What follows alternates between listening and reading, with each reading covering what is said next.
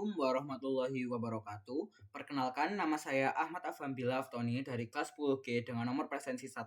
Hari ini saya akan mempresentasikan hasil proyek informatika saya, yaitu analisis validitas data dari sebuah berita berjudul BGN sebut ada 6.517 kasus keracunan MBG sejak Januari 2025.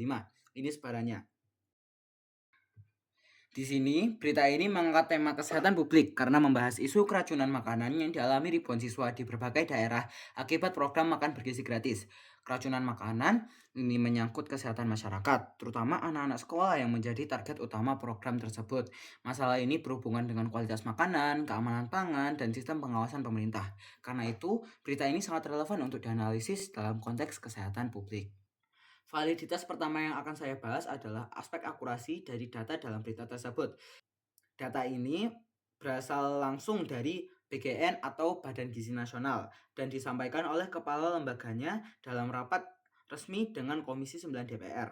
Angkanya berasal dari laporan SPBG dan menyakup lokasi, waktu, serta jumlah korban. Karena datanya formal dan bersumber dari lembaga negara, menurut saya tingkat akurasinya cukup tinggi.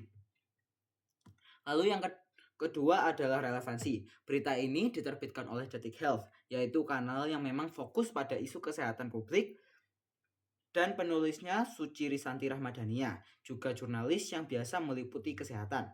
Topik keracunan massal ini sangat sesuai dengan fokus penerbit dan kompetensi penulis, sehingga menurut saya relevansinya juga kuat atau tinggi. Validitas ketiga adalah keandalan.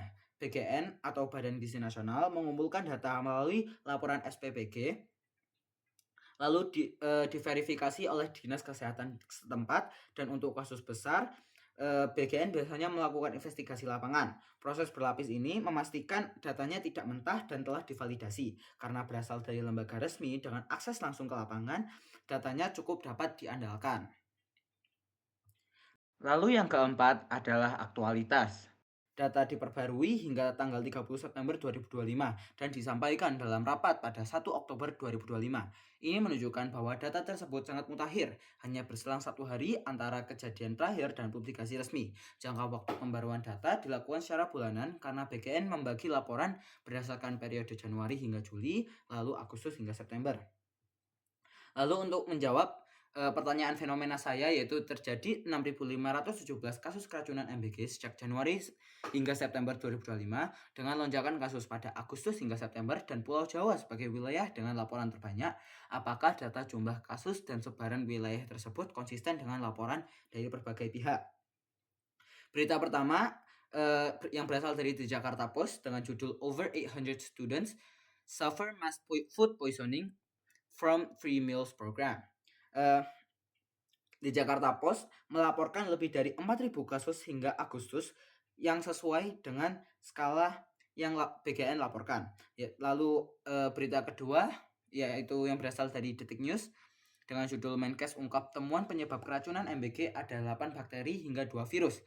Detik News menyebutkan kasus besar di Bogor, Bandung Barat, dan NTT, serta temuan bakteri seperti Salmonella dan E. coli yang mendukung penyebab keracunan MBG yang sama.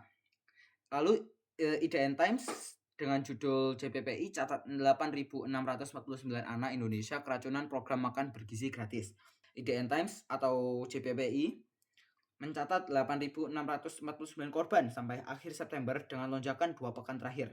Tren dari BGN pun sama meski jumlahnya berbeda.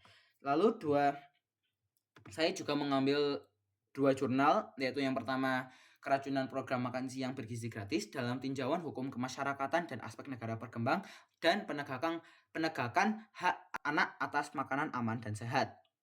2 jurnal ini menegaskan bahwa standar kebersihan yang tidak merata dan kontaminasi bakteri menjadi penyebab utama. Ini sejalan dengan data dari BGN.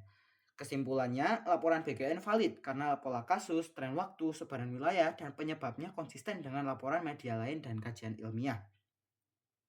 Setelah dianalisis dari aspek akurasi, relevansi, keandalan, aktualitas, dan diverifikasi dengan sumber berita serta jurnal lain, data mengenai 6.517 kasus keracunan MBG dapat dinilai valid.